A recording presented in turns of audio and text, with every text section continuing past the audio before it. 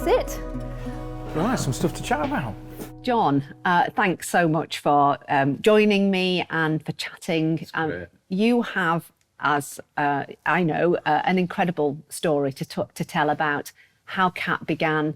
I read about your story before I even joined and met you. It's one of the reasons I came. And I just wondered if you would share with us a bit about your own debt story and how that came about. Yeah, great. Yeah, it's fantastic to be here. Yeah. I had a sort of an interesting early life, struggled school, left when I was 16. I was quite a lost, violent young man. 18, my father died, my mother got sectioned and I needed a job. So I got a job as a door-to-door debt collector here in Bradford and repo man. Interesting times. And somehow I had a reasonable career in finance over the next 12 years. Got married, had 2 kids, and if you looked on the outside, everything looked great. Nice house, nice car, all the rest of it. But underneath the veneer, I was still the broken young man I had been, really. I wasn't in a great place. I wasn't the husband my first wife deserved, or, to be honest, at the time, the father my daughters deserved.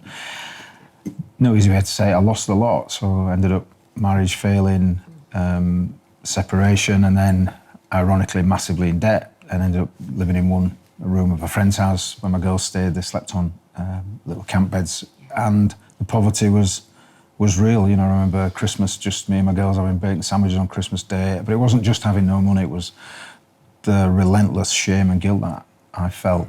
And then in came Paul. I thought it was a bit odd at the beginning. Why is this guy bothering about me? But clearly he carried the Spirit of God with him. And not only did he show us the love of Christ by really making sure me and my little girls were okay, but he also told me the love of Christ. And nearly 30 years ago, I walked into a small church, heard about Jesus. And upon that moment, my life just pivoted. I gave my heart to Christ and began the 4-year journey to starting CAP. And then, the rest of it. Wow, John, that's... What a way to start that journey. So obviously, starting CAP's not been entirely straightforward. No. There's an entire story about, the first journey there. Can you share a little bit about that with us? Yeah, so I found Christ, and then, I was probably the worst baby Christian in the history of baby Christians, unsurprisingly. I was all over the place, I really was, but the church... I bet you weren't that much. The church, ask Paul. But the church were amazing, and of course the grace of God was overwhelming. I slowly recovered. I then met Lizzie. We've been married now 25 years, and we were 18 weeks off getting married, and I ran a secured lending division for a large company, and I walked in and I just went, I'm done. Wow. I don't want to do this anymore. So I remember going home to see Lizzie, saying, wow, Lizzie, I want to give up my job and help the poor. Are you okay with that? She said, no. She didn't. No. She went, look, I'm marrying you, not your job. And I know. If that's what you want to do, count me all in. So we started CAP in our home office, £10, and just went into the streets of Bradford and basically do what we still do 25 years later. We served people whose lives are devastated by debt, but also not only showed the love of God, but also shared the love of God. And it was one heck of a first few years, Oh, I bet they were easy. So come on, I know they weren't. Tell us about some of the challenges. God's very gracious. He certainly didn't tell us what we were going to go through when we said we'd do it, because I think if he had, we wouldn't have done. So anything that is amazing or transformational in our lives, we give God the glory and the honour. It was his Spirit that kept us going, but it was also the love of the poor. And we were seeing lives being changed. We were seeing people find faith and come into church. We were stopping homes being repossessed. It was only very, very small, but there was enough there, just enough. And by the grace of God, we almost couldn't. I think if we could have stopped, we probably would, but something in us wouldn't let us do that. And then people joined. It grew. And very difficult first few years, particularly around the finance time. We didn't get paid on time. We often were as poor as some of the people we were helping, but we had God, we had his provision, we had his Spirit, and we had his faith. I know. I remember reading Nevertheless, and when I read about the fact that you'd not been paid on time for 13 years, you lost your own house at one point because you were given everything.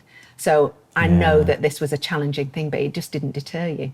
Yeah. And now, here we are, John. Here we are. 25 years later. 25 years. I can't, by the way, I still feel 35, but I'm clearly not. Did you ever imagine for a second that it would be what it is today, and you'd have achieved with God all of this? No. How does it make you feel? Yeah, never really. Yeah, I'm ambitious for Christ. I don't limit his miraculous ability. I'd already seen that in my own life, so I didn't lack that. And I'm a big dreamer, but I never thought of this. It's been a phenomenal journey, and me and Lizzie remain, and will till the end of our days, really, just in awe and humbled that God would give us a chance to not only start it, but also to continue to serve it, both here in the UK and around the world. Absolutely stunning and amazing. We are about as blessed as we think anybody could be. What a life's journey we've been on. How amazing, how fantastic.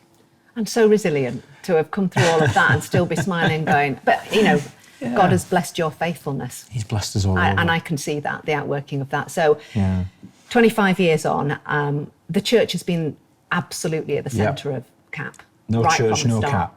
So what does the church mean to you? Yeah. Without the church, so yes, Paul showed me and shared with me the love of Christ, but it was the church where I was grown. It was the discipleship, the friendship, the sense of hearing God's word, their sense of compassion for me in that awful situation. So nearly 13 years ago, we started a local church here in Bradford in the midst of everything that we're doing. Church is the core of my life. It is the core of our spiritual walk. It is the bride of Christ. How on earth he allows us to be involved in it still blows me away. But no church, no Christians Against Poverty. And certainly for us, moving forward for our next generation, we really believe that church is the place where the Spirit of God is showing and you get a chance to serve with others his kingdom advancement. That's what church means to me.